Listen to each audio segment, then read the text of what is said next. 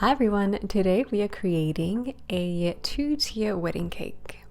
I have some vanilla cake in a 6-inch, creating a crumb coat with buttercream, also filling it with buttercream. And then I'm going to smooth it out and pop it into the fridge. Notice there is a 6-inch cake board sitting underneath the 6-inch cake. That stays there for the entire time. Into the fridge she goes, and then we'll work on that bottom tier. I've tinted my buttercream a soft pink color with gel food color. I'm going to go around, cover it in its entirety. Once you have it to that nice smooth finish that you like, you can start applying your edible pearls. So I recommend doing this before putting it into the fridge, that way the pearls stick really easily. I just kind of threw them on there as randomly as I could in a few different sizes.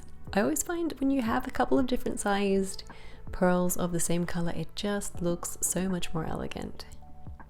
So we'll do the same with the top tier. This time we're putting the top tier into the freezer for 20 minutes. In the meantime, we're going to add in our dowels. These are bubble tea straws, but you could use wooden dowels instead. 4 of them in a square formation, cut flush with the top of the cake. We're going to stick our 2 cakes together with a little bit of buttercream. I have a dowel in the top of that cake just to help me lift it, but then I remove that and add buttercream where that hole was. Once that's decorated, we can apply our flowers. So the flowers I am going to be dipping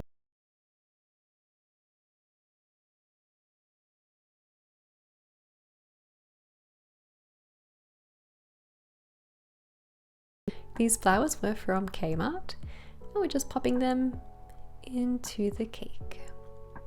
And that is it, a super duper simple wedding worthy style cake. I hope you guys enjoyed this one and give it a go. If you do, hashtag Rosie's Dessert Spot so I can check it out.